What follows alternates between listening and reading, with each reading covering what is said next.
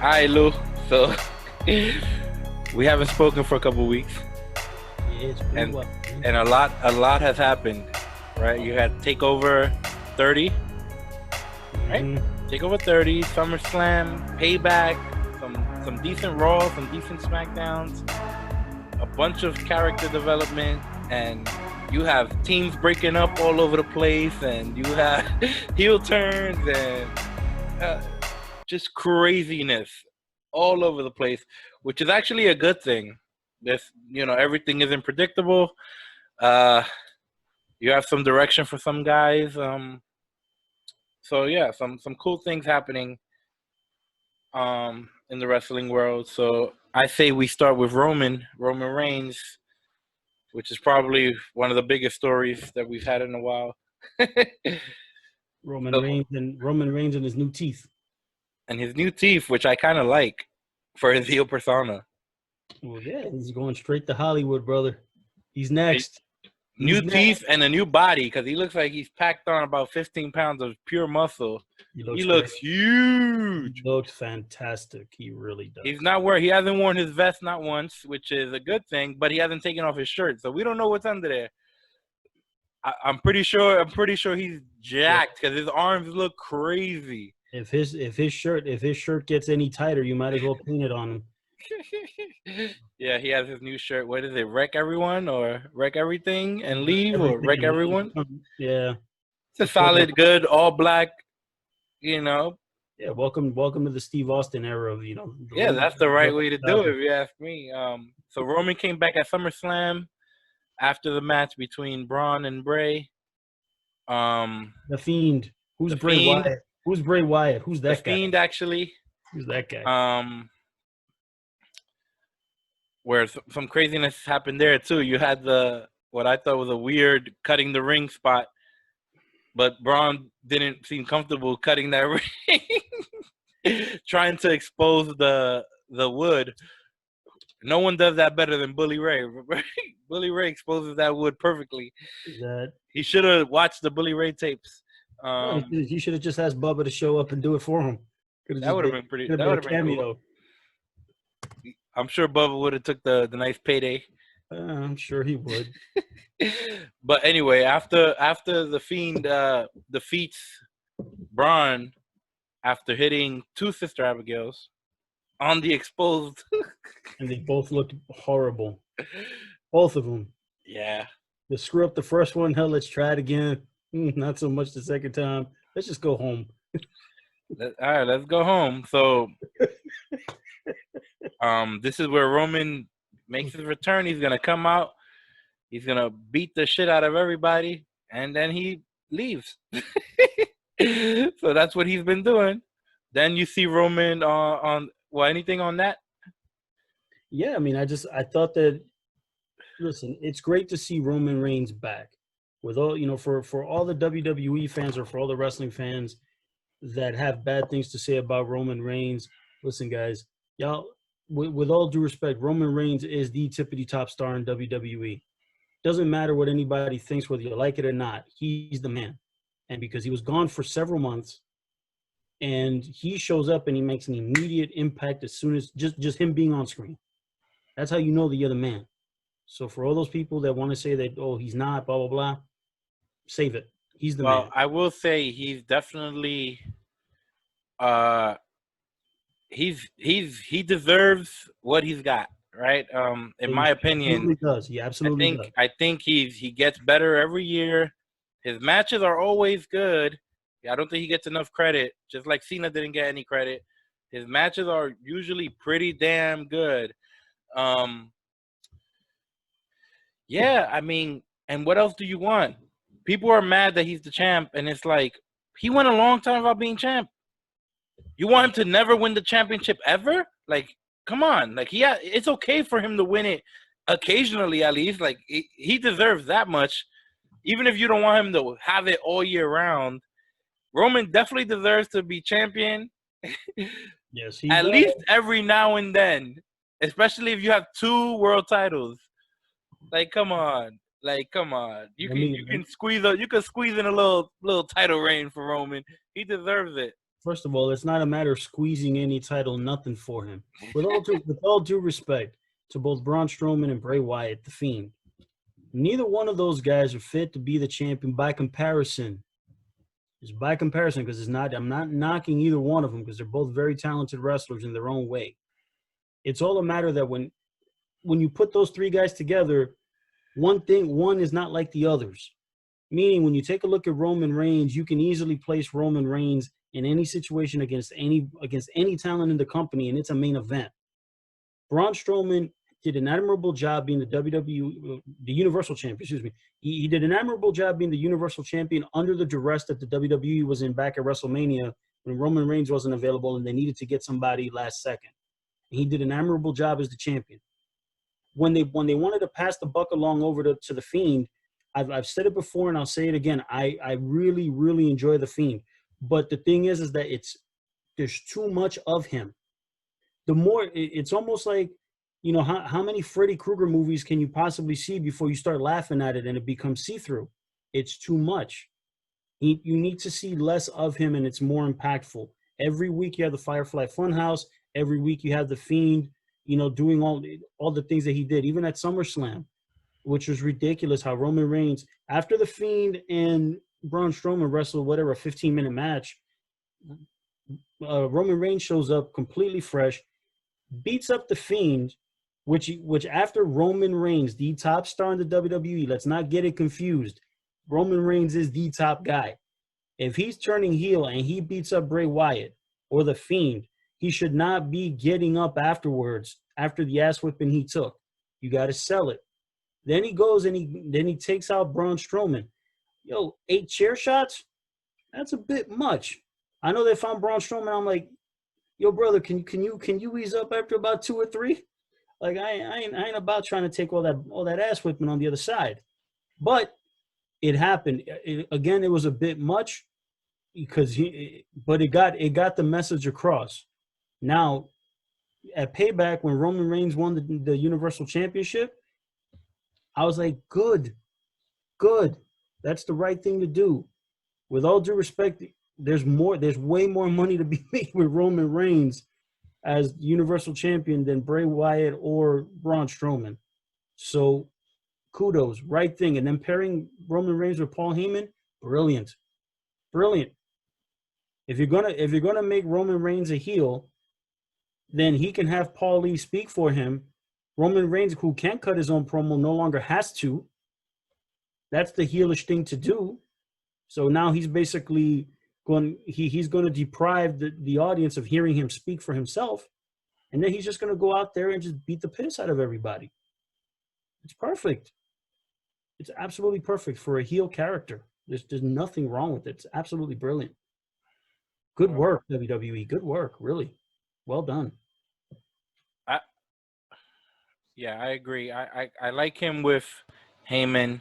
It's so funny how I literally, when we were trying to think of ideas and we were going to rebook everything, and Roman and Heyman was in my mind with the Usos. I've been saying, and my idea comes from the Samoan SWAT team idea. That's why I like Heyman. There are ties there. So it always made sense to me. So as soon as I see it, I was like, yes. But yeah, Roman's the champ now. He's with Heyman. Heyman's going to talk a lot of shit. And we get to see Heyman, you know, every week. As opposed to when he's with Brock, we get to see him once every 2 or 3 months. Yes, and speaking of Brock, you know, according to what I've been reading, Brock is no longer under contract to WWE currently. I love how it's being, you know, folks are like, oh, is he going to go back to the UFC? Is he going to do all of that? Let me make this very clear to you, ladies and gentlemen. The answer is no. Brock Lesnar is not going back to the UFC. Brock Lesnar is not going to wrestle for any other promotion anywhere in the world. All it is a negotiating tool so that he can make more money working for the WWE. Yeah, that's what I think is happening too. And also, his price is so damn high. It's like, yeah, it's like it might not even be worth it unless you're WWE. UFC, they'll probably make a nice little, nice huge gate at a pay-per-view, but Yeah. he'll get his ass beat, so it's gonna be one and done. And you know, Here's the difference. With all due respect, because Brock Lesnar is an athlete, and I'm sure that Brock Lesnar, even at this stage of his life, could be probably able to go to the octagon and hold his own. The difference is that in the UFC, he's going to get paid for a fight or a set of fights, and these are shoot fights, meaning that he could get beat. well, he will most likely get, because they're gonna put him with a top guy. That's what I'm saying. So, but the thing is that it's a 50-50 shot at best, winning or losing, versus in the WWE, you're going to get paid more, and more often than not, Brock Lesnar is going to be booked to win. And the likelihood of Brock getting hurt is much less in the WWE than it would at the UFC. So, okay, but yeah, we also have Keith Lee had an interesting couple weeks because we had him at Takeover, right? He's at Takeover in the main event against Karrion Kross. Solid match. I had a good time watching that match. But he loses. So right there, as soon as he loses, I'm like, oh shit, he's showing up at Raw tomorrow, isn't he? And of course he did. Debuts on Raw. And he gets in Orton's face right away, right? That's the first thing. That's the first thing he does. yep. They end up having a match, right? At Payback. No, they fought at Raw. They did? Yeah, they fought at Raw. This is when Drew McIntyre gets his head kicked in. Yes. You're right. Then Keith Lee's like, okay, like, that's kind of my buddy there. That wasn't cool. So now you kind of have to answer to me. They have a match. You have to answer to the Limitless One. I hate the way he articulates these sing-song promos. Please stop. Goodness. That's his real voice. So make up another one. Make up another one? Then it's going to sound fake. I love when Keith Lee was mad in NXT, speaking about Karrion Kross, that is the kind of promo that Keith Lee should be cutting. But he can't cut the time. No. You got to get him mad first. No. The Hulk. In this case, he couldn't do it with Randy Orton, but no. He will get mad, but I don't want to see Bruce Banner. I don't want to see Bruce Banner. I want to see the Hulk. You will see the Hulk. Always. Let's build him up. Always. Let's build him Always. Up. So this is gonna end in a DQ because Drew comes out, attacks Orton. So that's the DQ win for Orton. So that's one win over Keith Lee, but it's not. It's a DQ, so it doesn't really matter. It's not a loss. Not a real loss. Then Randy's gonna catch Drew again, put him out. Then that sets up the match at Payback. And that's where Keith Lee beats Orton clean. Beats him flat. It's a nice, and it was a nice match. It's good when Orton has fresh toys to play with, especially since Orton has momentum. He's been doing some of his best work, so he's on a high right now. So he's doing really good stuff, and you got to give him some talented people to work with so he can keep it up. Correct. And the thing is that for Orton is that even losing to Keith Lee takes no steam off of him because look at Keith Lee. Keith Lee's huge.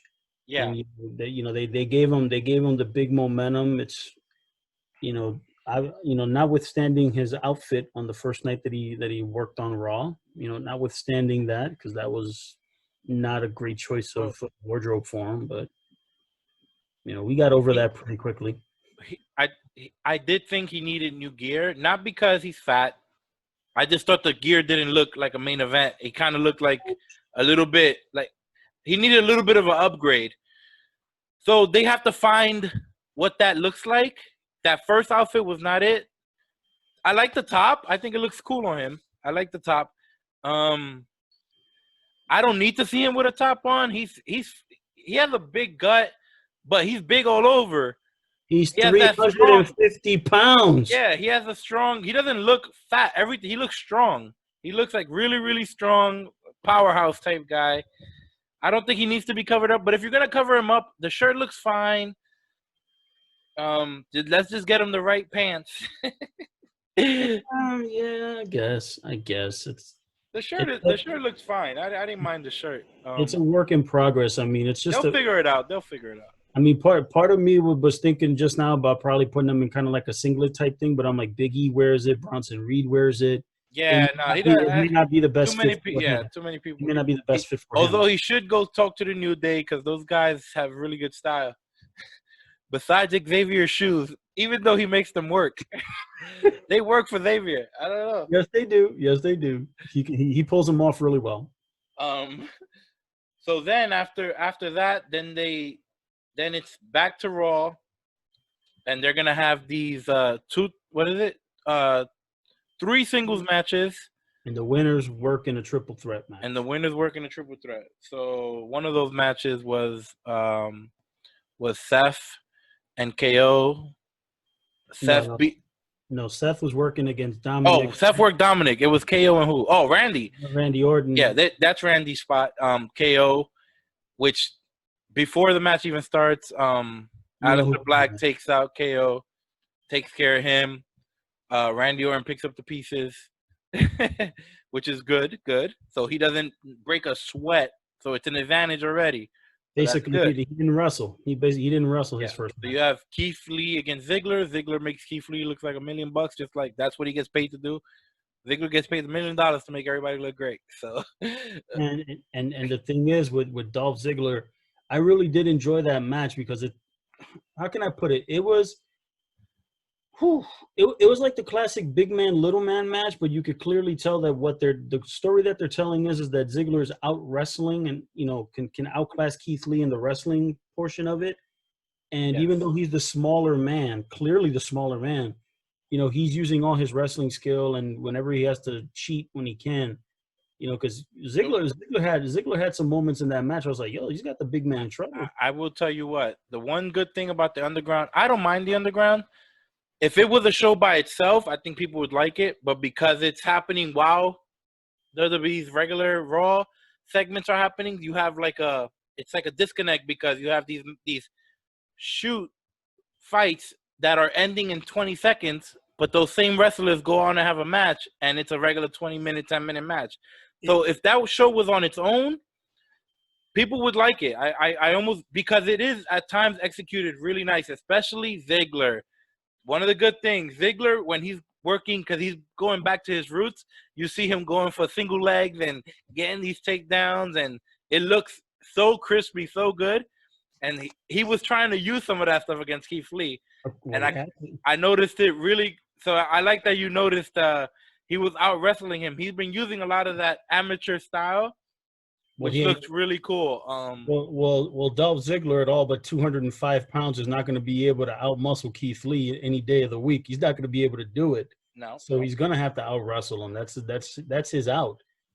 Speaking of, I mean, listen, I don't necessarily mind Raw Underground. I don't.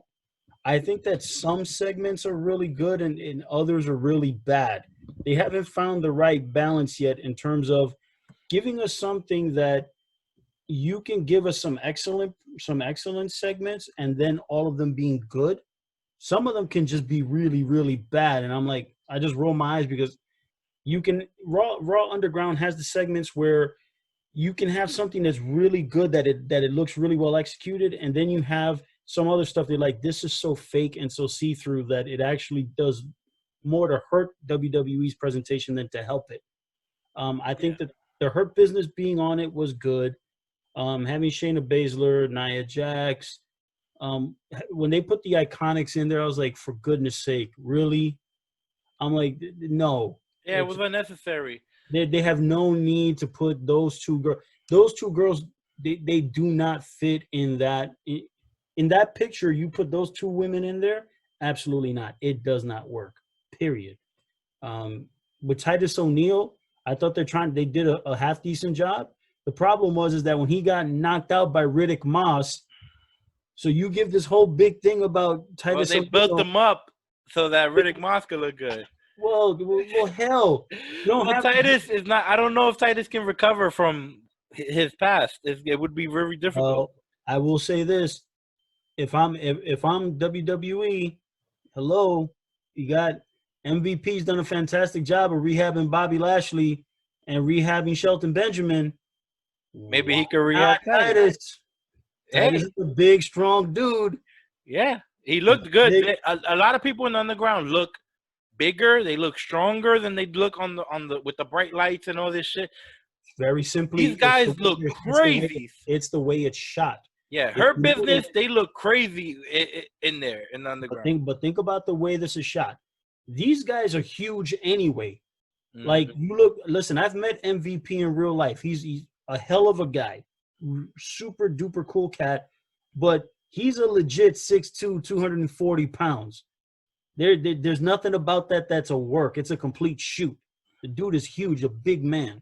Now, when you put him next to Shelton Benjamin, who's like maybe 6'3", 250, and then Bobby Lashley, who's 6'4" and probably 260, all muscle, these are huge grown men. Now, the way WWE shoots this, yes, they turn the lights down as dim as they can, but the thing is they shoot it from underneath. They don't shoot straight or above. They always shoot from the bottom, which makes everybody look bigger. Yeah. And the thing is, it gives you the feel as if you're sitting – the whole feel of the shoot is to make you think that you're one of those people sitting at the base of the ring and that you're there and you're looking up. That's the reason why those guys look so much bigger. It's very well done.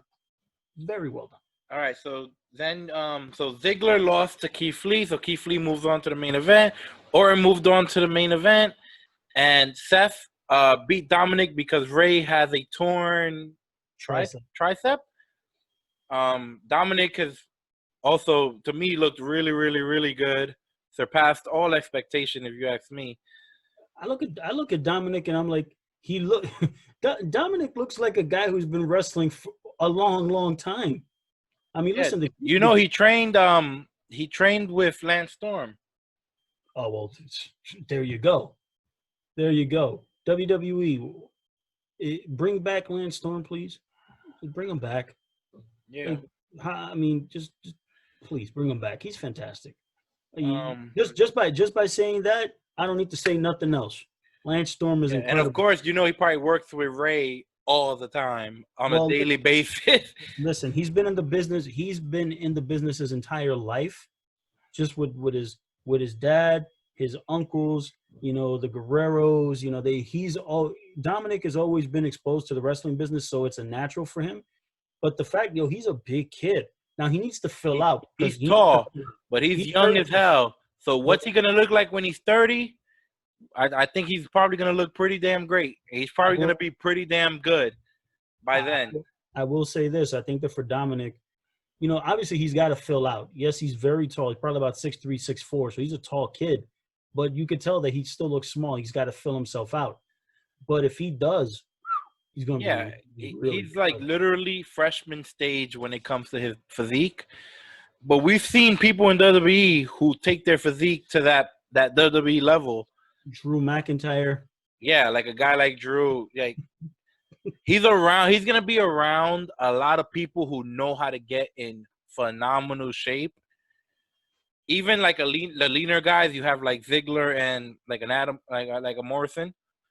Yeah, but I don't think that physique is the one that may fit him because Dominic looks like he can put on some size.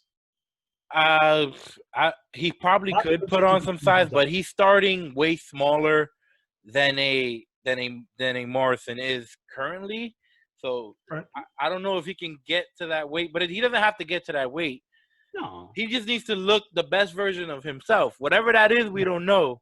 Correct. But training with guys like Ziggler and Morrison, I think, can get him there naturally, safely, and he'll look awesome.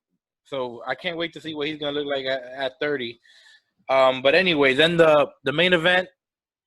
So you're going to have – what was the finish? The finish is basically Keith Lee's going to hit the Spirit Bomb on Seth.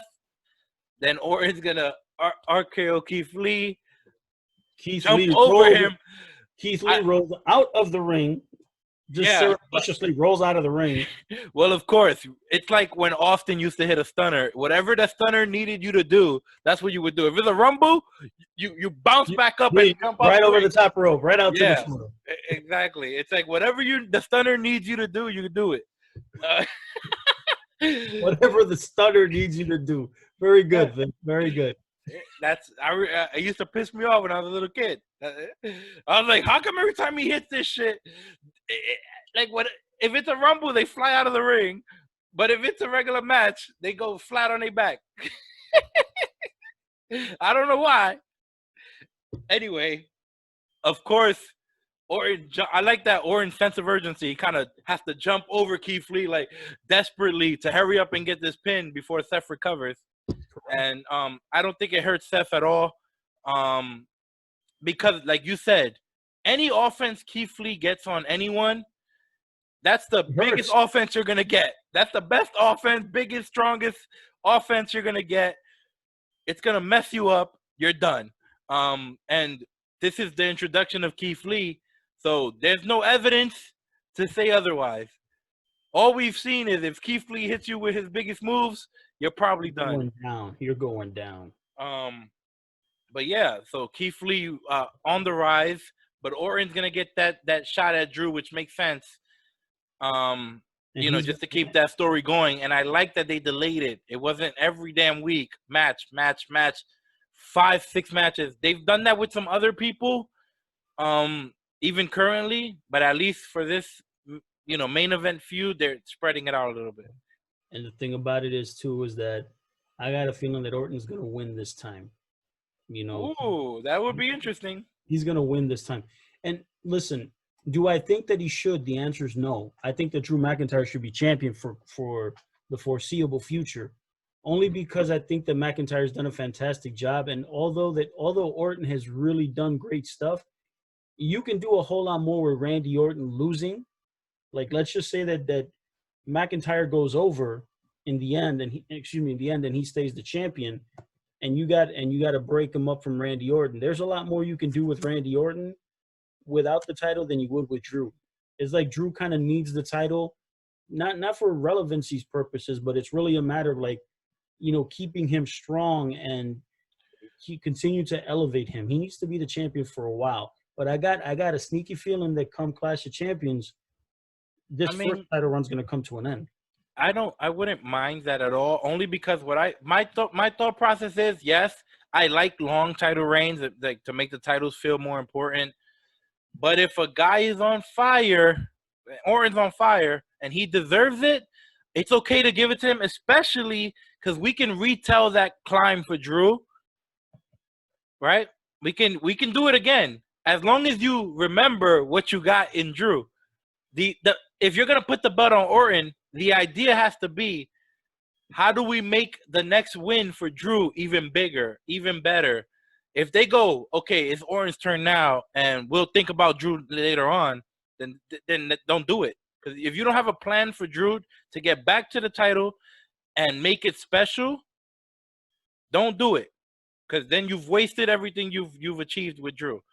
Because Orton, he can always climb back up. You can do whatever you want with Orton. He's a made man. But Drew, you have to get it right. So if you're going to put the title on Orton, there's nothing wrong with that. But you have to have the story in place. How do we get Drew back to the title?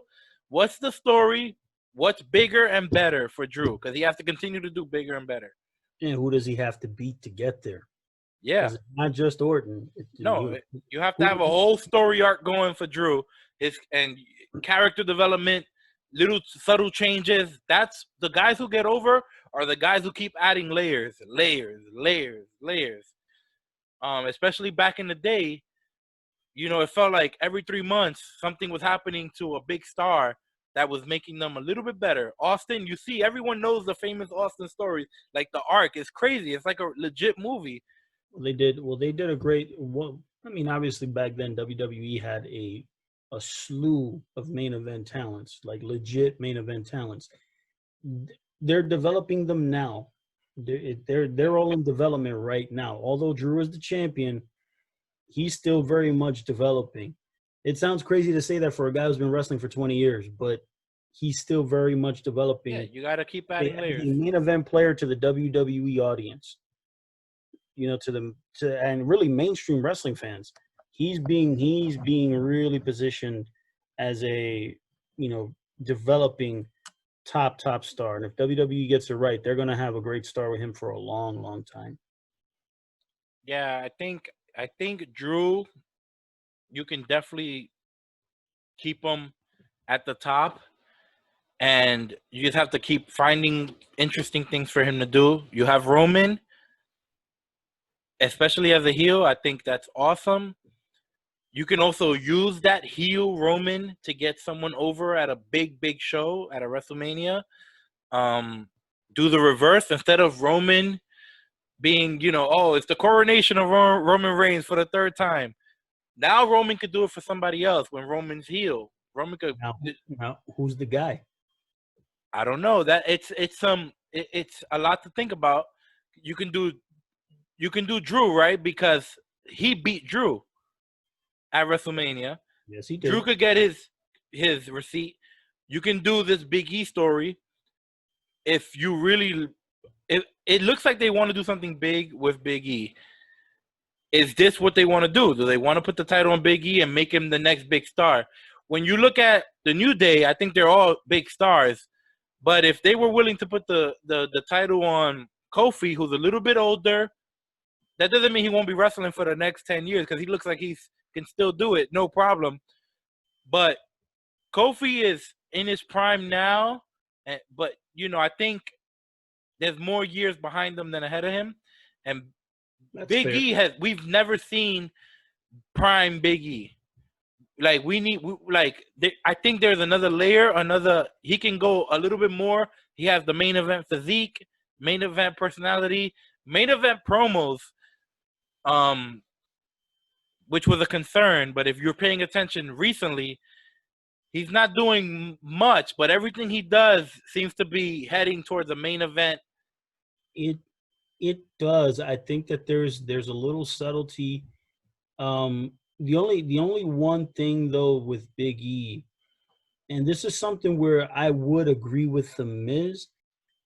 I don't want to see Big E be stoic because I've seen that character both in NXT and then when he first got up to the main roster several years ago, and that sucked. That was boring. We don't want to see that. Mm-hmm. I think if I was going to make any adjustment to Big E at some point, it would probably be his gear.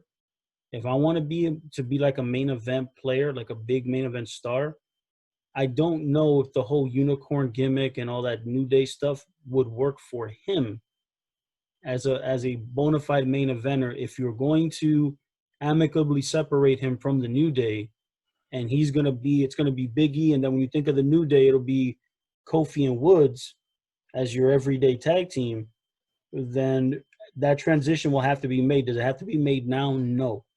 This is the beginning. Leave the whole New Day persona and the gimmick with them, but at some point you begin that transition, and that's a very subtle thing.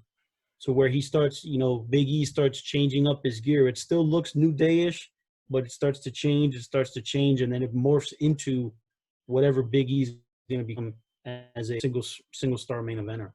Because I could see Big E in that spot. I really could. Yeah, and if you weren't sure, he had was it at Payback he fights Sheamus. Good physical match. So we know Big E could do physical. But what's important is after the match. This is not a promo. This is just him yelling at the commentators, right? That's when it happened. Did you realize this? He's cutting a promo on the commentators, no mic. He's basically looking at Corey Graves, and he's like, take me serious, like, look at me, like, whatever. Like, he's just screaming at them, and he's serious the whole time. So right there is like, I get it. So he can be Big E and be himself, but when he's pissed, this is what you're gonna get. Like, so after that match, you see him just yelling at them and super intense. Which, if just in case you think he can't be serious and intense, he can, and it sounded great. And like, it wasn't a official promo. It was a post-match shit talking.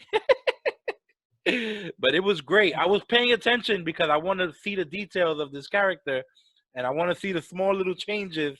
So you got to pay attention even when it doesn't seem important.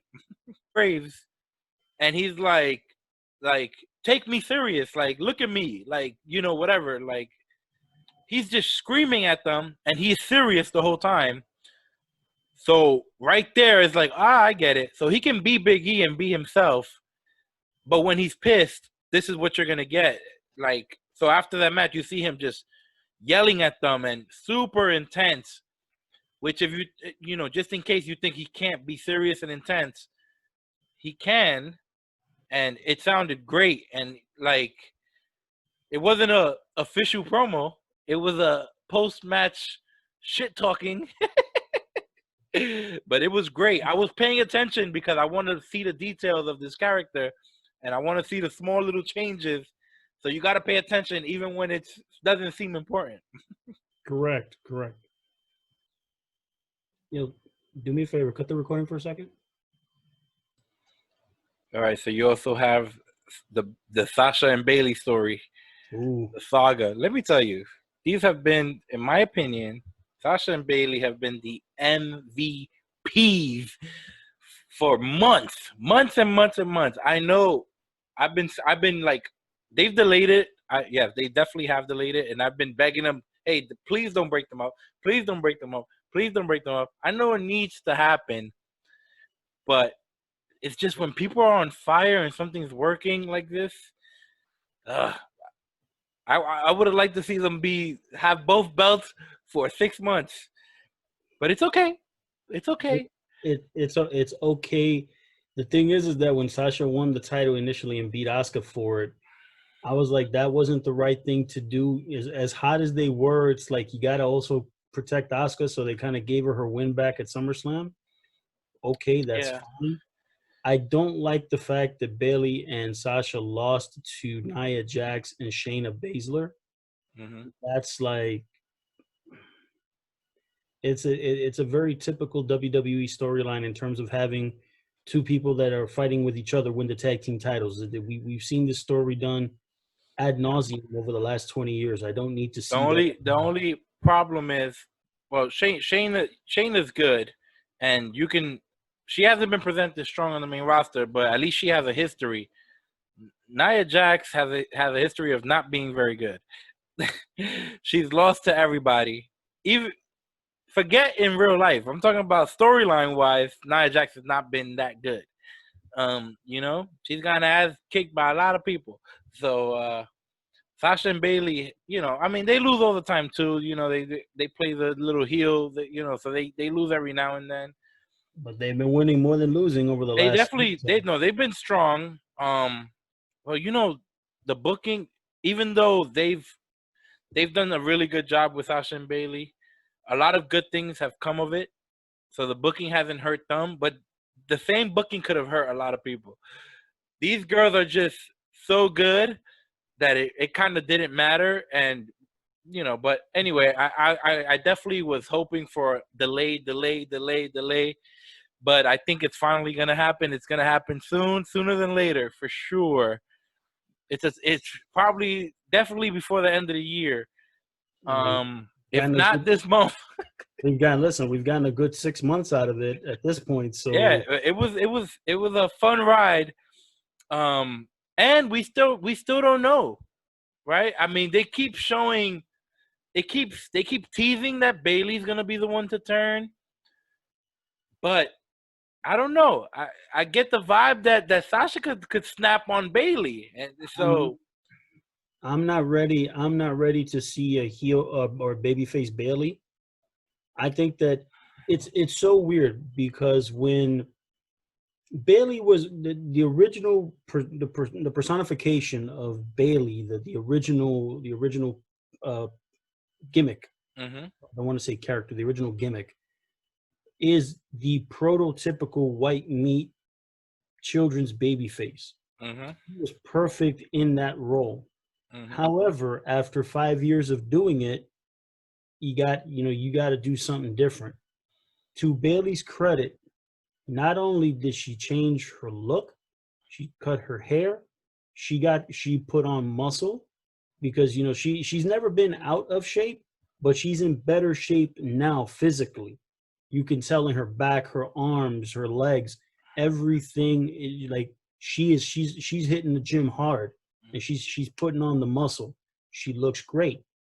She completely went the 180 route and went completely heel. And it in the beginning, It took some time for her to get comfortable. It took time because I didn't buy in initially. But to her credit and to the credit of WWE Creative and whoever's helping her, continue on, she has done a marvelous job and she's a fantastic heel. I don't want to see her switch babyface anytime soon. Sasha Banks, the thing about Sasha Banks' gimmick is that whether she's a heel or a babyface, it's the essence of the gimmick is still the same. Mm-hmm. There isn't a drastic change in a presentation between heel and babyface Sasha Banks. It's more the in-ring work and the motivation behind what she's doing. Yeah. It's not the presentation. It's literally the same promos, but she might not make fun of you, but she'll still be the boss. She'll still consider herself the best worker, the best talent that they have, whether she's heel or baby, it doesn't matter. But she probably won't cheat. That's the difference. It's like the little tactics, the antics. And it's a weird thing because I know that many months ago I said that I think that Sasha Banks is the best women's worker in the WWE because of the fact that she could play both heel and babyface effectively. Mm-hmm. I gotta say the same thing for Bailey. Yeah, there's no way I can't do it anymore. She's fantastic as a heel. She's great. We know for sure that WWE has 5 great female, to me, talents like Asuka, Charlotte, Bailey, Sasha, and Becky for me. Because who else you got? Rhea Ripley. Well, I don't know if Rhea is great yet. I don't know. Becky, to me at first, when I first saw the 4 horsewomen, whatever, NXT, to me, the best pure worker to me at first sight was Becky. Becky was the one that seemed like the best, like the technician. But obviously, time has passed and everyone else has caught up and even surpassed her. But Becky found the character. She found her voice. She found the character. She found the promo. She found the look. So now they're all up there. Asuka has the look. Asuka, to me, even though she doesn't really speak good English, when she speaks Japanese, it's so intimidating and scary that it works. And the thing about it is that Asuka actually speaks very good English and can cut a promo in English. It's just a matter that it works best when she blends them both. So I mean, I have her. I mean, I've seen her on YouTube. She has like a little YouTube channel, so I've heard her speak English. She speaks fine, just like Shinsuke. It's just a little different. Yeah, they all speak real decent. They all speak good enough, definitely when they're hanging out. But on TV, you can understand them. Yeah, you can definitely understand them. Rhea, maybe, but they didn't book her to be as good as everybody else. I will say this: I'm not going to argue that because I sat here 6 months ago when we first started this, and I cut a 20-minute promo on how the Rhea Ripley Charlotte Flair match, as fantastic as it was all wrong in the end because Charlotte Flair should not have won that match. And it's our most viewed video, I believe. Well, it's our second now. Well, all I'm saying is, go back to the archives, boys and girls, go watch it. But in all honesty, it's a match that I think did a lot of wonders for Rhea Ripley in terms of people seeing that she can work a fantastic match, but it actually digressed her a little bit because from a booking perspective, there was no one on NXT that she can beat that's going to be able to match up to the loss she had against Charlotte Flair unless she beats Charlotte, and she never did. Well, what we did say and what I wanted to happen, which can still happen. It's just super long-term booking is for her to get the payback in reverse and do Charlotte the way Charlotte did her, the same exact way, and it ends at Mania. They can fix it, of course, and that's gonna be the only way. That it doesn't matter what Rhea does in NXT. It does not matter unless she goes out there and start having these 5-star classics, like like 3 at every takeover.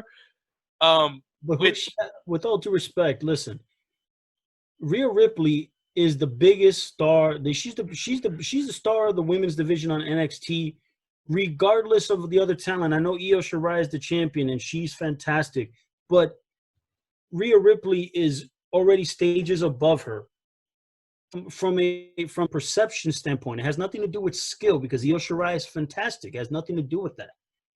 The issue is that now what Rhea Ripley's being booked to do is actually elevate the other talent on the NXT women's roster. So they're doing it with Mercedes Martinez. They're doing it now with oh my God, her name escapes me right now. Gonzalez. Raquel? Yeah, Raquel Gonzalez. Working with those girls and helping elevate them. Because what's going to end up happening is that at some point, Rhea Ripley's going to get promoted up. It's going to happen eventually. One way or the other, it has to. Because when I'm looking at Rhea's presentation, like when I watch her on NXT, I'm like, with all due respect, I look at her and I was like, she doesn't belong here anymore. She doesn't belong here anymore. She's already graduated now to a level where she needs to be competing against Bayley, Sasha, Charlotte Flair, Becky Lynch when she returns, Natty Neidhart and all, Mickie James and all these fantastic women's wrestlers that WWE has. I understand that they're utilizing her now to kind of, help, shore up the foundation in the NXT women's roster. Do I think that she's going to be the NXT women's champion again? I honestly don't think so. That's not the projection. It's a matter she's going to help all these other women out on NXT, shore up the division, keep it strong, and then when she moves on to the main roster, she's going to kill it. She really will. I believe. Yeah, I mean, you can always get over again and again and again. It's hard in WWE. There's a lot of talent, and when when it's time to pull the trigger on someone, you should probably do it, because that person, you may never get back to it. And they had their greatest opportunity to do it. She's super young. So of course, in 2 years they can try it again, and then 2 years after that they can try it again. Of course, she can always get over again. It's tricky. I don't know, but they could have already had the star. Maybe they didn't need a star. I will say this: if I'm a betting man, I'm betting my money on Rhea Ripley being a star versus her not making it. I'm betting my money, and I'm not much of a betting man, but if I had to, I'm putting everything on Rhea Ripley, because she's gonna be a star, and probably within the next 5 years, she's gonna probably be the star of the WWE women's division within the next 5 years. Ooh. She's gonna be it. Believe me, she's still very young and she's learning, but holy mackerel, she's so good, so good. All right, so let's try to figure this Sasha Bayley situation. So you had this was SummerSlam, right? You had Bayley and Sasha each had matches against Asuka. Correct. Bayley goes first. Yes. There's a spot towards the rope where Sasha kind of does a little distraction type situation. It's gonna help Bayley win the match. Sasha takes the bump. She takes the bullet for Bayley. She takes the bump for Bayley, basically. Now it's gonna happen again later on. The exact same spot. Exact same spot. Now you tell me, because it looked like Bayley tried. Now, did Bayley not try? Or did Bayley try and just... To me, it looked like... I remember thinking, oh, this is not the right story, because Bayley tried. So it's not like she didn't try. She tried and failed. See, the way that WWE is trying to pin that story is that Bayley that Bailey sandbagged it or that she didn't try. Exactly. They're The telling the problem story is that she didn't try. Right away, they were like, "Oh, Bailey didn't do the same thing for Sasha that Sasha." The commentators said this, this is and I was correct. like, "Did you That not makes, watch? She tried. She tried to do that." obviously they weren't watching the same match we were. They probably were watching Yeah, I SummerSlam. did not like that. I did not like that at all. They should have just Not it. stayed shut and let Now, Sasha tell the story. now the thing about it is the commentators are telling that story, which is incorrect because to the viewer, if you're watching it, you're like, Bailey tried. It's just that she got thwarted. Mm-hmm. She was Exactly. thwarted. She got knocked down. Asuka took care of her, and then it's not like Asuka, hit her with like a little flaily bump. I mean, Asuka got her good enough that in theory you can believe that all right, she's going to be down selling, and the match only went probably another minute or so after that Mm-hmm. because eventually Sasha Banks tapped out to the Asuka lock. So, do I think that it made sense? No, I thought that Bailey had an out. Yes. I thought that Bailey had an out because she did get hit. She did try to do the same thing for Sasha that Sasha did for her. The only difference was that she failed. Mm-hmm. She failed. That's all. That's the only difference. Yeah. So anybody watching or anybody who watches it back, if Sasha goes, "Hey, you didn't have my back," and Bailey goes, "Did you watch the tape? Are you stupid? I definitely watched. I definitely tried." And But they that's but they never. But the thing about it was that I don't think that Sasha and Bailey they didn't mention it in their promos or anything leading up to the tag team match. And I think it was smartly done because I think that they probably realized watching the tape back, if we go with this story, we're all going to look silly because it clearly shows that Bailey did try, and it's just a matter that Asuka got her. That's all. yeah. So that was confusing, but either way, so Asuka is the Raw Women's Champion. So Good. good for her. Yeah. Good for her. And then did Sasha get a rematch right away on Raw in the lumberjack match? I don't. There was a lumberjack match on Raw. I don't know if it was Raw or SmackDown. Yeah, it has to be Raw. Yeah, on Raw there's a lumberjack match, and Asuka wins again. Well, all I know is that right now with Asuka, her next ready, she has two ready-made opponents already on Raw. Natty Neidhart and Mickey James. She's already got two ready-made matches, and they're both going to be great because Natty Neidhart, I can't say enough good things about her. She's when Natty is on. See, Natty's tricky because she has a little left over. Like technically, like if she's teaching you something or if it's happening slow or she's breaking something down, she obviously can do everything. If you look at her moves, one move at a time, it's like, oh my God, that's the best, whatever, spinning clothesline or whatever. Everything is crisp and clean. But when she has these matches that are meant to be great matches, you see her thinking too much and kind of hesitant. And so it's like, damn, she's like always, I love Natty. So it always makes me sad when the match doesn't kind of live up to her full potential. Which happens. She has a little bit of the diva time left in her, like, which like she kind of because she's just so Natty Neidhart is probably the best version of whatever the WWE Divas division was, yeah, she was probably the only one that could work. I mean, Mickey James was in that era too. Oh yeah, Mickey's and the thing, listen, man, it's like Mickey James. Every time I see her, she looks more and more beautiful. Every time I see her on TV, she was gone for 6 months, and I see her, I'm like, it's a sight for sore eyes. I mean, my goodness. No, it's just I'm always happy to see Mickey James because she's so freaking good in the ring. The only thing that I wish WWE would do, it's weird because I don't like the theme music, and I know that that's the one that WWE always play, but I just always kept thinking to myself, I'm like, I actually kind of, in TNA, the one thing that I really digged about Mickey James was the gimmick, like that whole hardcore country gimmick. I really digged it. Yeah. I really liked that gimmick in TNA, and I just thought it would be kind of cool to hybrid those two gimmicks and see if it can work in WWE using some of her own music. Because I don't like that was her own song, right? Yeah, she recorded the song. It's all her. So I'm like, dude, you got yourself a talent.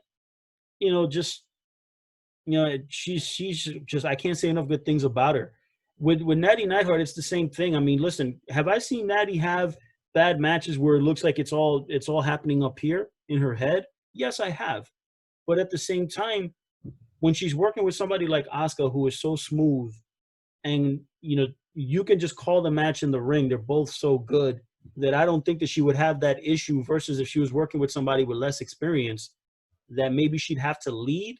That's where you have to kind of remember all the spots. Versus when you're working with somebody at that level like Asuka, that's like that's upper shelf stuff. Working with them. And WWE, my goodness, the one thing they have a really good problem, WWE, with their women's division, because they really do. When you really look at it top to bottom, I mean, not everybody is, not everybody's on the same level, but top to bottom, they got a really solid women's division.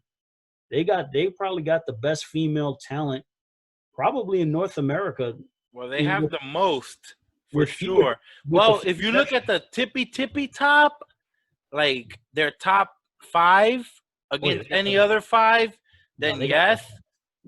I really like Impact's women's division. I think it's stacked. I mean, it was more stacked when they had Tessa. They lost Tessa, so they lose a little bit. But they screwed themselves up with Tessa Blanchard when they started having her work with the men. I mean, I'm sorry, it was just.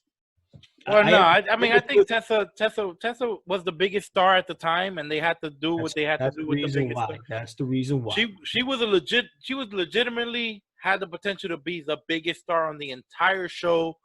And they tried to make her the biggest star. Tessa is weird, and weird things happen when you work with Tessa.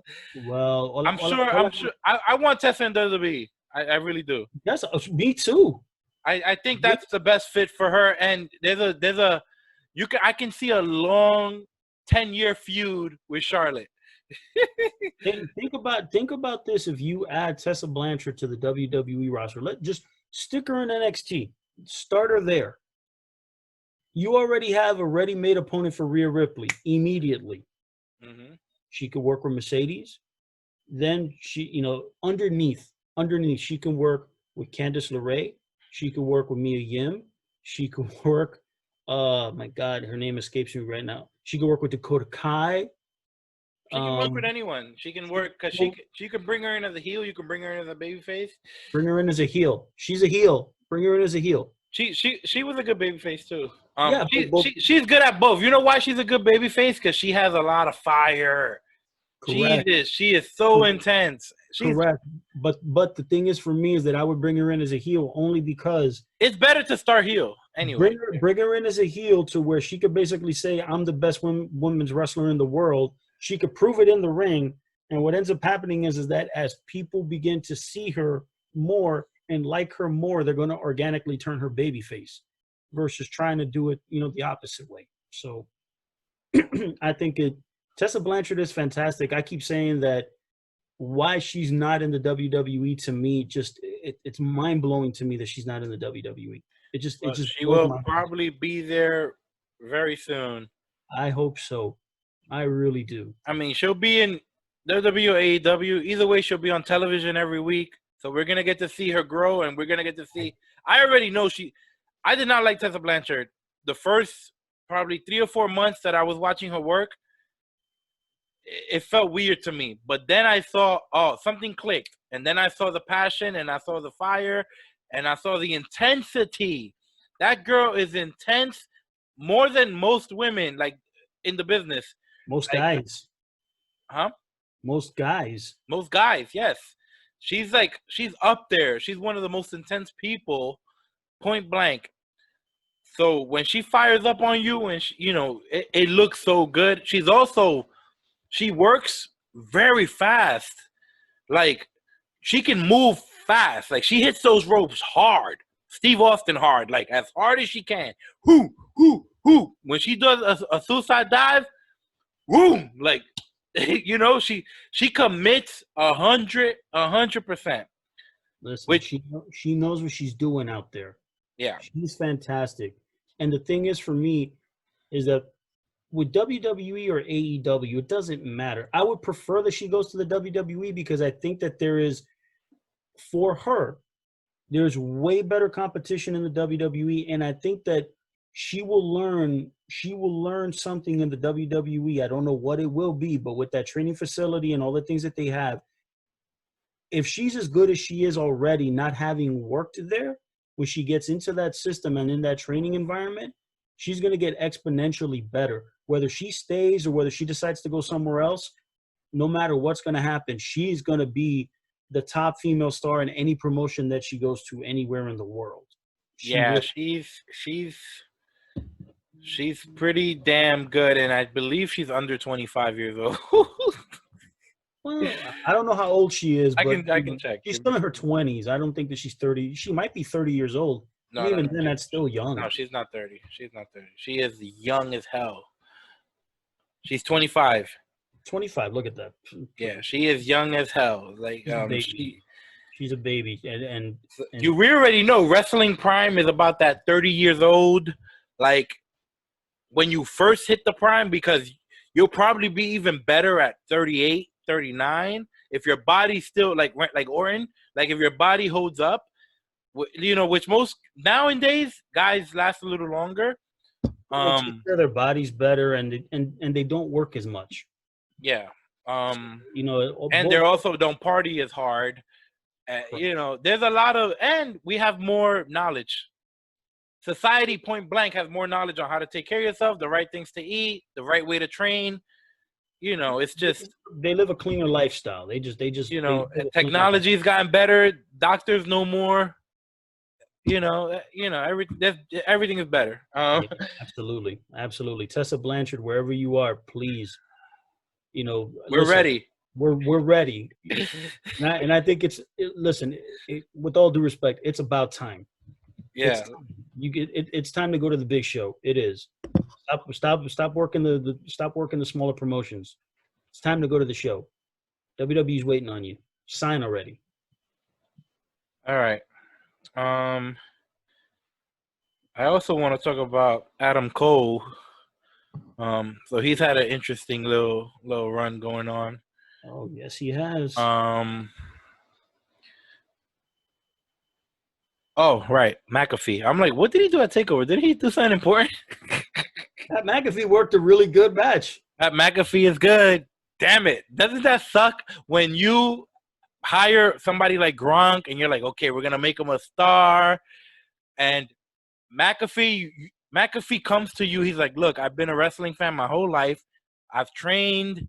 You know, I got a ring in my backyard. And they go, yeah, we'd like to use you, but you know, they probably see that he used to be a punter. They're like, you know, we already got Gronk coming in. Maybe you can be a commentator. We like your personality.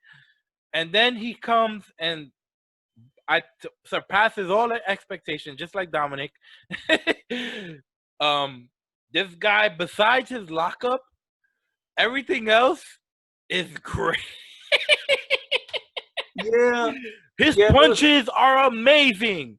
His punches look so good. So good. Here's the thing about Pat McAfee, right? I still go under the notion that the build up to the match, I hated the premise of it, but the end result was great. So I'll take it for what it was. Now, Pat McAfee is a fantastic heel on the microphone, and he's actually a good worker. Now, I think that this got a lot of potential.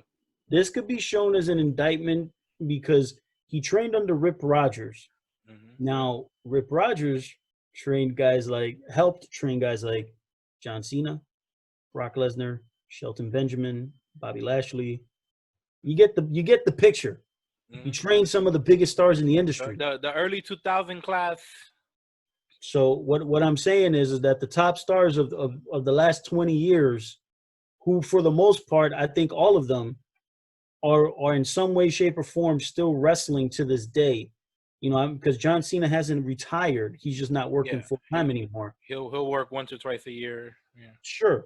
But what I'm saying is that if McAfee comes from that cloth, and he's only probably wrestled maybe a handful of matches prior to this one.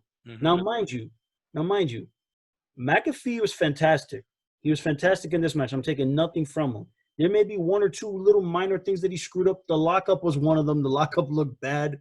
And there's maybe one other thing that if I really look through my notes, I can find it because I did put it down. But the match was great. Now, mind you, McAfee had a fantastic dance partner in Adam Cole. Oh, of course. Which, remember I told you, it's the perfect person because Adam Cole is this is what he does. He can get the story out of it. Like, he doesn't need. Turns out McAfee's a great athlete. I was gonna say he doesn't need a great athlete to work with, but McAfee is a great athlete. It worked out perfectly. I really hope that McAfee at that WWE goes, you know what? You proved yourself. Obviously, there's something there. If a guy can have that good a match, even with a great dance partner, if you can have that good a match in your first match, you with so much pressure. And even without the match, his promo skills, you have his ability to get heat, his promo skills, his charisma, he has a good look too. And He's a big dude. He's got these. He has a very interesting look, which I'm sure Vince will love because Vince is a leg guy. McAfee has huge legs, like these giant tree trunks. He's 240. He has the upper body of a 200-pounder and the legs of a 265-pounder. Like, he's all lower body. We can work on the top. He'll be just fine. Exactly. He can train his ass off. He probably didn't even know he was going to have this match. This was like a last-minute thing. He definitely didn't know 3 months ago. Oh, no, absolutely. He probably, maybe a month prior to the match, he probably knew. Yeah, so he probably had a month to get in as good a shape as he could. He really did a really, really, really good job. And I hope they just go, look, we got something here. Let's put you with the rest of the Performance Center class, whatever. Let's have you in there. Keep getting better. And I think he has a home. I think he has a place as a wrestler. He's proved himself. If you were going to do it with Gronk, who didn't prove shit, who can't cut a promo, who looks uncomfortable, who was afraid to jump off some fucking little thing, and Vince was like, come on, are you kidding me? You got to jump. I'll do it. And Vince jumps off with no problem. 75-year-old man does it. They're like, yeah, Come on. If you were going to let Gronk be a full-time competitor, and then McAfee does this, come on. Let's give this man every opportunity to succeed. All I know is that with a guy like McAfee, if I'm the WWE, I would sign him, and then I'd send him back to Rip Rogers and say, Rip, keep working with him. We'll pay you to keep training him, because if he had that kind of match, not having trained at the Performance Center, I would prefer that he trains with Rip Rogers, and that Pat McAfee comes across as a very unique, different performer, wrestler. I don't want to see him working at the Performance Center, because I think that might actually, I don't know if it'll do him full good. At some point, he will have to go to kind of learn the way, and even then, his first match, normally I would always say people need to go to the Performance Center to learn where the cameras are and kind of learn like the WWE presentation. Dude, my man killed it. He knew where the cameras were, all the spots, everything was well done. It's not like somebody had to physically turn him around. It's not like the referee had to give him an Iggy, like, hey, you got to go in the other direction. He knows where the hard camera is. He knows where all the shots are. He knows how to slow his stuff down so that everything can register. The cameras can pick it up. The director can get their shots. It's perfect. Yeah, they should probably let him wrestle some places. Maybe even if you don't want to let him wrestle, with companies that you're not involved with, you're involved with plenty of companies. Oh yeah. So send them to Evolve for three shows. And he'll be the champion by the end of the first one. Yeah, he might, because he's that damn charismatic. I'm sure fans will be up for it. They'll love to hate him. They'll love to hate him. But yeah, that was really good. Good job by Adam Cole. Good job by McAfee. That was. I only had one criticism of that match, only one, and it was the finish. Because when Adam Cole, basically got in McAfee's face at the end and said, "I want you to see this," he needed to hit him with the running knee right in, just whack him with the knee right in the face. 1, 2, 3. I know that he normally hits him in the back of the head when he hits the knee. Now, is this the like a Shining Wizard type? Because he does that. But normally when Adam Cole hits it, he hits you in the back of the head with it. I've always had this problem with the Shining Wizard. It doesn't look strong. No. When Eddie Edwards, that's his finish. That's Eddie Edwards' finish. And every time he hits it, they call it the Boston Knee Party. It doesn't look like a finish. And I'm like, it doesn't look like a finish. I've never liked it as a finish. Well, unless you're Muda. Well, I will say that in that instance, because him hitting McAfee with the Panama City Sunrise, yeah, it's a cool looking move, but I didn't like it because it requires too much cooperation because McAfee's performing the move on himself. Mm-hmm. All Adam Cole is, he's just acting as the base. He's not doing anything. It's all McAfee. Mm-hmm. So I would prefer that Cole whacks him with the knee because it looks like that's something that Adam Cole he's going to nail him with it and knock him out. No matter how bad it might look, but I think in that instance, that should have been the finish. And, we could talk about Eddie Edwards at another time. I'm not going to get into Eddie Edwards because that'll drive me into a whole other tangent. But you're not a fan of Eddie? Well, his appearance. I have always been a fan of Eddie Edwards. Okay, good. However,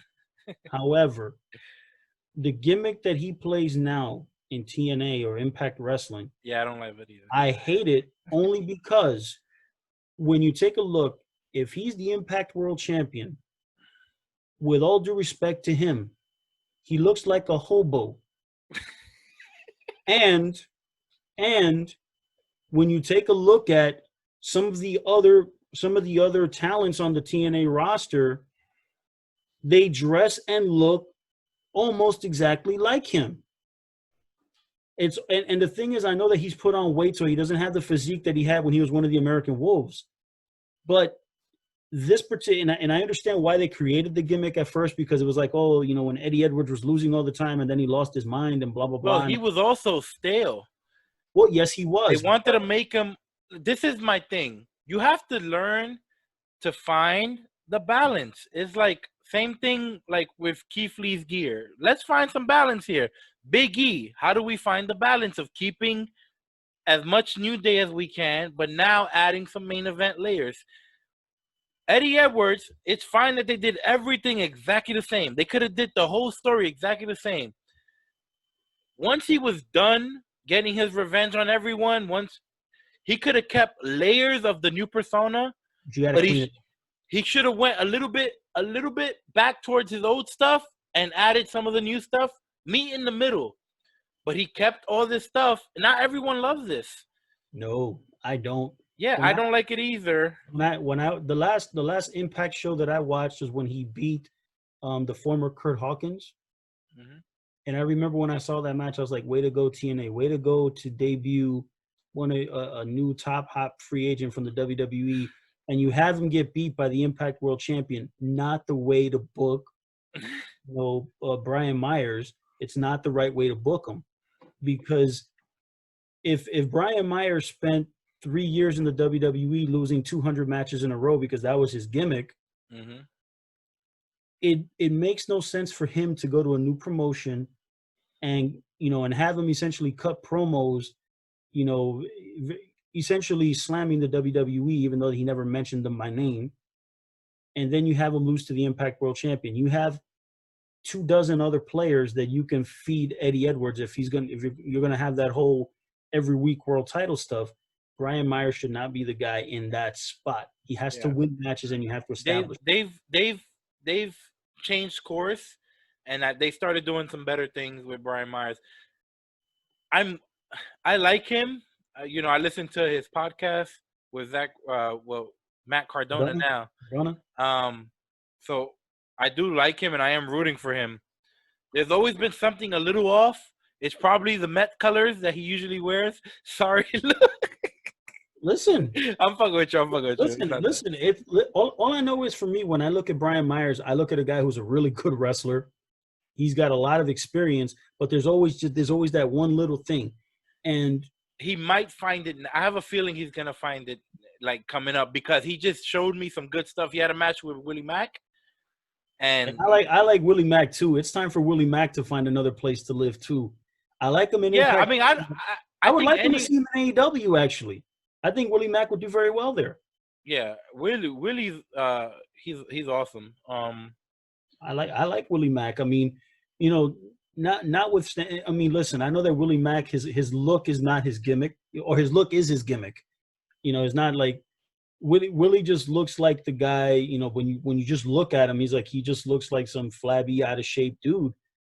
The only thing that I will say for Willie Mack that sometimes I don't like in his style is that he's a guy that probably weighs 250 pounds and he's trying to work like the 160-pound cruiserweights. Mm-hmm. You got to find the balance, because if you're a guy of that size in a promotion that is at least 50% junior heavyweight wrestlers, that's not a good look for you. You can do the stuff because you can do it. And if it looks good and you can do it, just do it less. Do it less, because I don't want him wrestling against Chris Bay and Chris Bay's just flipping all over the place because that's his style. And then Willie Mack is doing the same stuff on offense. I'm like, it's like, no. Mm-hmm. You got to do something different. Chris Bay has to do it because he weighs 170 pounds. He ain't gonna military press you. He has to do it. If you weigh 230, 240, you got a lot more wiggle room. You can do a lot different and still make it work. You don't have to do all the flips and all that other jazz. Even if you can do it, you shouldn't. All right, so back to Adam Cole, baby. So he ended up being added to a four-way, right? Yep. Which is a pretty good idea on paper. But the reason he was put into this four-way is because Karrion Kross had to relinquish the title because he separated his shoulder. Man, let me tell you, when I saw the match with Karrion Kross and Keith Lee from Takeover, mm-hmm. Karrion Kross took that, he took like that chokeslam move from Keith Lee. As soon as he hit the mat, it was like kaboom, pop, shoulder pop right. I was like, oh my God. I could see the bone, like this bone here. I mean, mine is like crazy little. I'm a little dude, but let's just pretend this is it right here. He landed this whole gimmick right here. It popped right out. He's lucky it didn't come out of the skin. For the rest of the match, every time he moved that arm, I was like, oh hell, I don't want to look at it. And the fact is that he wrestled the rest of the match. Karrion Kross did. Took some pretty. I mean, that power bomb he took from Keith Lee, I was like, that had to be the most suck-ass experience for him. Because I was like, I know. Listen, that move hurts already. And when you got a bad shoulder and you got to take that, woo, more power to you. He's a way tougher guy than I ever will be. And then when he beats Keith Lee and he does that, he does the back suplex from the top, from the middle rope. I'm like, my man. And he got through the match, but as soon as the match was over, I was like, and I saw the way that his arm was, I was like, there's no way this dude can wrestle. He's done. At least for the next little while, he's done. So he's probably going to be gone. Who knows? 3 months, 4 months, 5 months, 6 months. Who knows? I don't. But yeah, I think that's like a 4-month recovery time, depending on the person. Most wrestlers, they if they want to come back and they work hard, they'll come back as soon as possible. We've seen it so many times. In wrestling. He'll be back before Thanksgiving. Or he'll be back in January. So who knows? He'll probably be back by the end of Halloween. By Halloween. Listen, a guy like Karrion Kross, he's a freak athlete. Just look at him. I mean, just look at him. He's a physically very, very fit guy. An injury like that, I'm no doctor. It didn't look good at all. And something like that, I'm like, it's like, all right, Karrion, we'll see you in 2021. Like your year is finished. Mm-hmm. I don't believe that though. I genuinely believe that if we're in September, this dude will be probably back sometime in November. Just depending on what the severity is. If he has to go through surgery, then it's like, all right, buddy, we'll see you next year. Yeah, because most people, when they separate stuff, they tear their rotator, they tear. So There's more to things it. do tear, and they gotta be repaired. How much of it has to be repaired? I didn't look into it. All I know is either way, he's gone. So there's an opportunity now. Correct. One thing about NXT, there's basically no baby faces on the roster. Of course, they have baby faces. They just don't have baby faces. Baby, yeah, you're right. But I thought it was a great choice because they set up this 60-minute Iron Man match. So they picked 4 guys that are, if you think about it, very important to NXT's history, and these are former champs. And the guys who, if you look at the history of NXT, since they started doing the weekly show, and the takeovers, when they did the NXT Arrival around that time when Bo Dallas and Neville. All right, if you start from that era and you think about the best moments, best matches, these are the guys. It's, Finn more for his moments and for being the champ for so long and being in so many main events. Gargano for kind of being, I guess, the Shawn Michaels of NXT, you could say, having the best matches, tag and singles matches. I was not a huge Gargano fan, but if for some reason he keeps having the best match on the show, he must be good. He must be, so Gargano, listen, for all the fun that I make of Johnny Gargano for always having the same face and not really exuding emotion or all of that in his face, the dude's a phenomenal wrestler. Yeah, there's no denying that his in-ring skill is second to none. When you put him in there with Balor, Ciampa, and Adam Cole, I mean, those are, over the last 5 years, probably they're when you think of the big they're definitely like the pillars, and that's the way they try to. That's how they sell it, and they're kind of right. They're kind of right because of a lot of the guys who had big moments in NXT, they were only there for 4 takeovers. I remember it would be Bobby Roode, 4 takeovers, Shinsuke, 4 takeovers, Kevin Owens, 4 takeovers, Sami Zayn was a little bit longer, but they get their run. It's like about a year. They put somebody over, they go to the main roster, but they kind of didn't necessarily do that with Finn. They held back a little bit. Finn did a lot more takeovers than everybody else. Ciampa and Gargano, I knew they were not gonna be quick to bring them up. Mm-hmm. And I guess when they did try to bring them up, there was injuries, right? Didn't they bring them up for a little bit and then? I think that there was probably an experiment, but I don't think that it was ever a full-throated commitment, which is the right thing to do, because when I look at guys like Gargano and Ciampa, with all due respect, I think that when you take them out of the NXT environment, you might have a more difficult time selling them, and I think that in NXT, listen, if it ain't broke, don't fix it. There's no reason to move them if they're doing an excellent job on NXT, and you can constantly tell stories with them. And for the most part, I mean, sometimes it does get flat or boring every now and again, but when you look at the overall, and you can buy them as the main event guys, there's no reason to move them. Yeah, on NXT, with the diehard fans, hardcore audience, they appreciate work rate, over everything. So if Vince looks at a guy like Gargano and goes, I don't know, he's small, whatever. Don't try me, damn it. Don't convince. You don't have to convince him. You don't have to convince anymore. You don't have to go, oh, you have to give him a chance. No, keep him in NXT where he's appreciated. That's it. Unless the act itself, unless the person is done and it's like, I don't want to be in NXT anymore, then that's when you kind of try to force it down Vince's throat. But for the most part, if it ain't broke, like you said, don't fix it. So we get this 4-way going.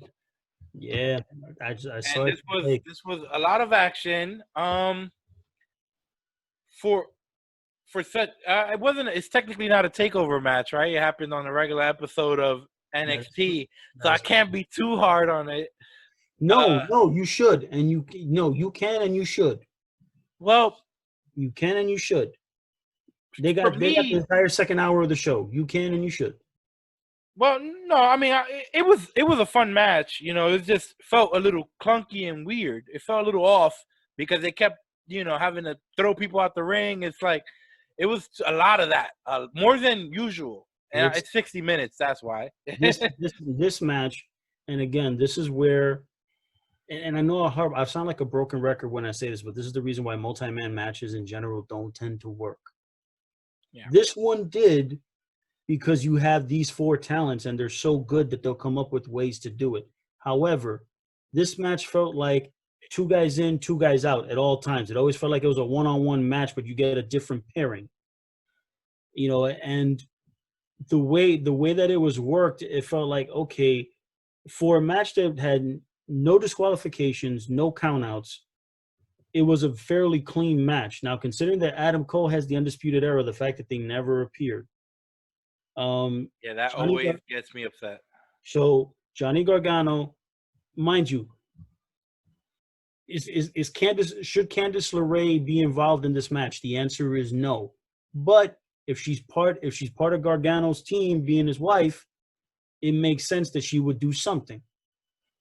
Apparently, Finn Balor and Ciampa have no friends, so they're on their own.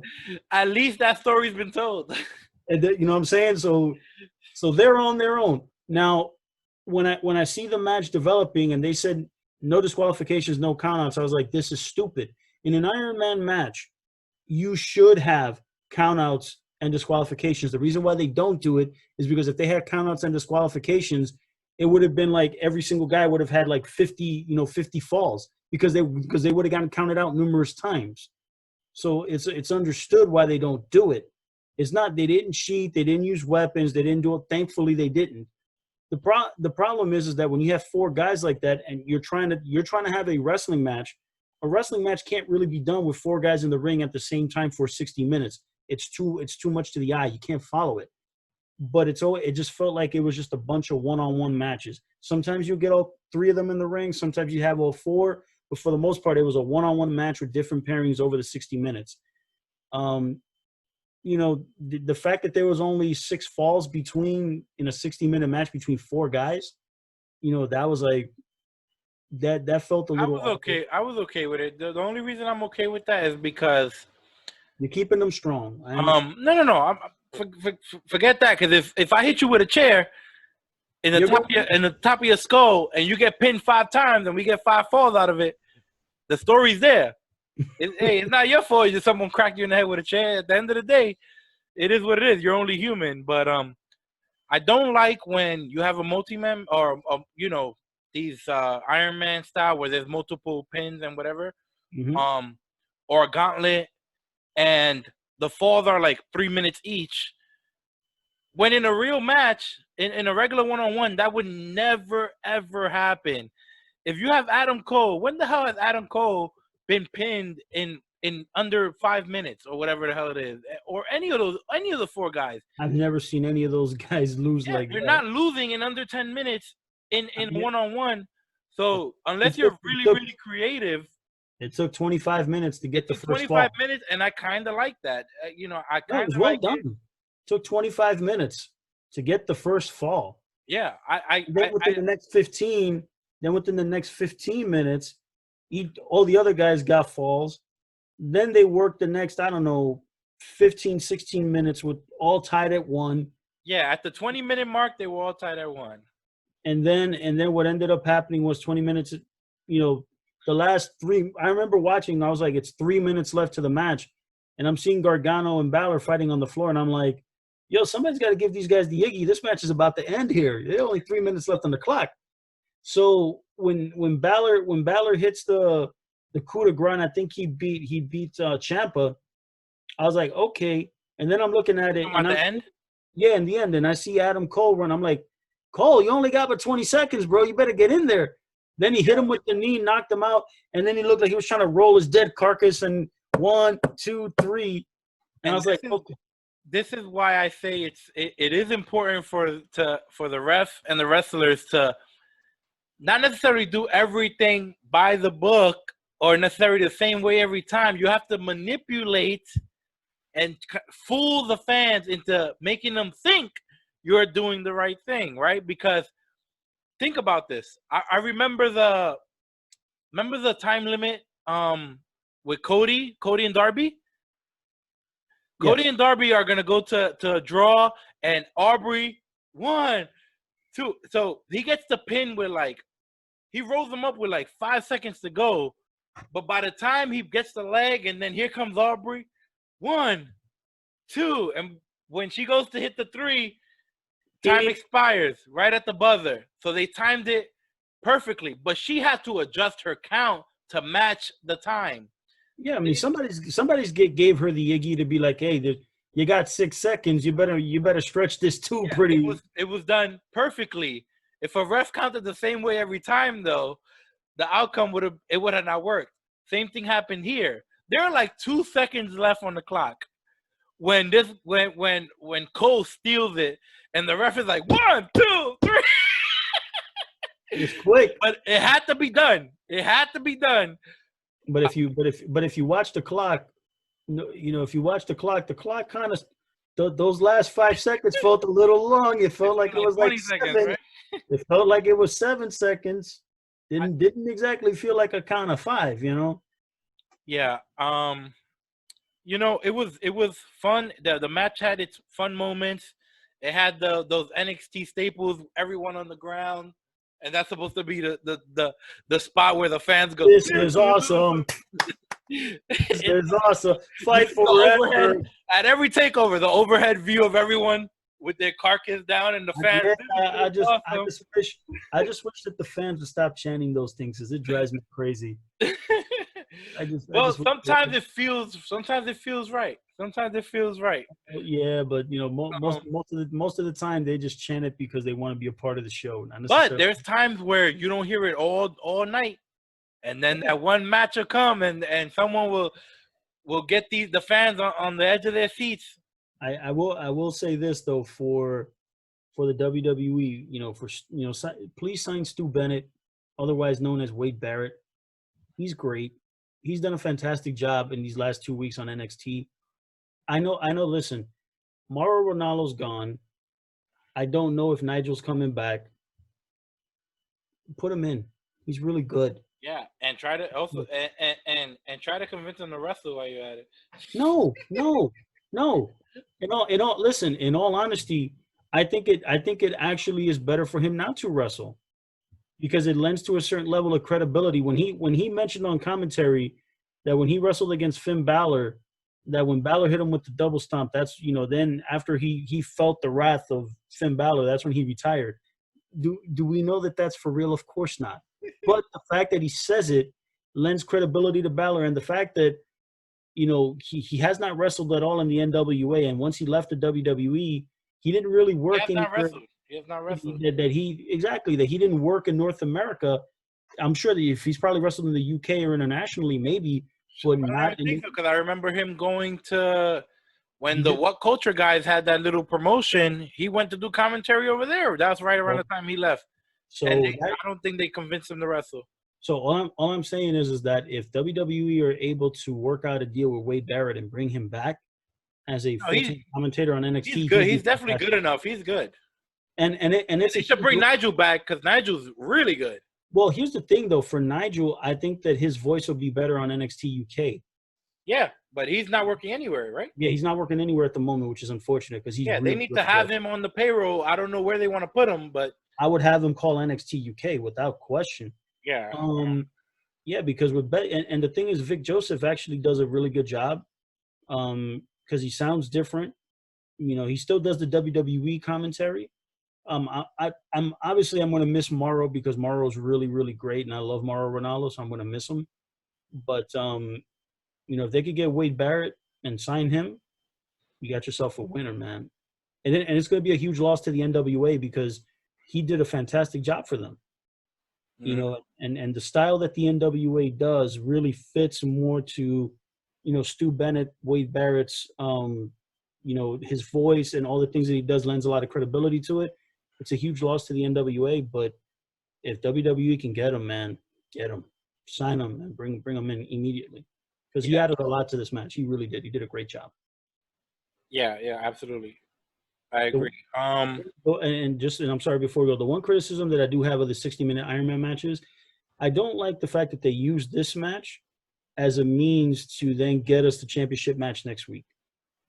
Yeah. Give us the finish now. You know, it's kind of the same thing when, you know, it's overthought booking. I don't need to see a 60-minute Iron Man match with the 4 best talents on the NXT roster to then eliminate 2 of them and then get a one-on-one match next week. For that, just give me a tournament. Give me a single elimination tournament with these 4 guys.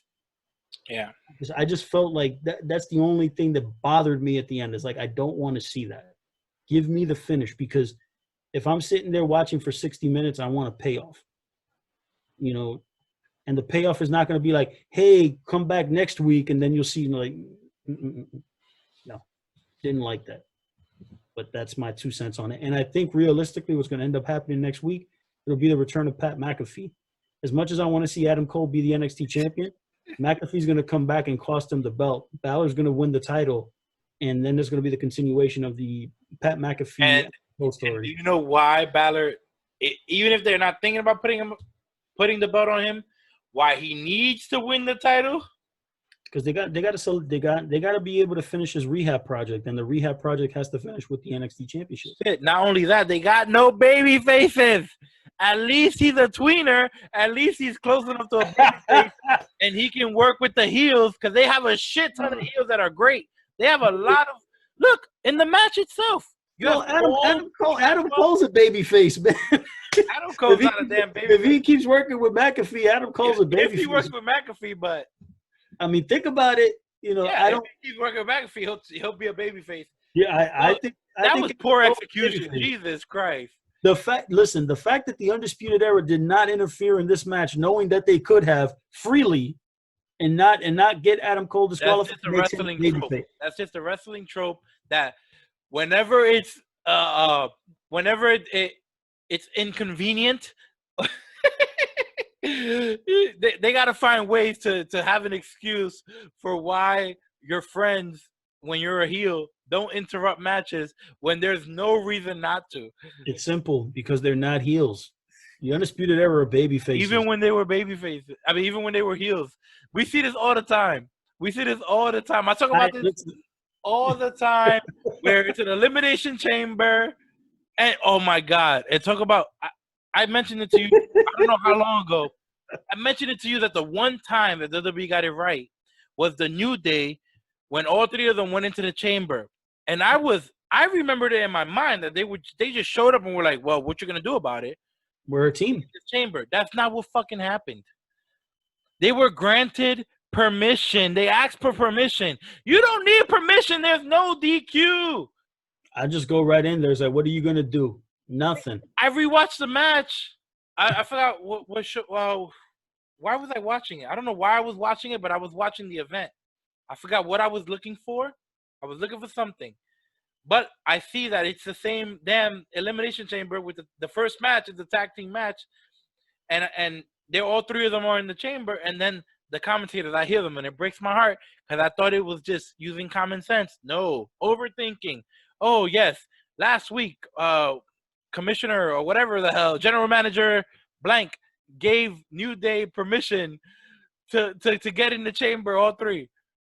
Well, that's not fair. Why wouldn't every other wrestler then go to the general manager and go, I need a third person? I want a third person too on my team. No, that's stupid.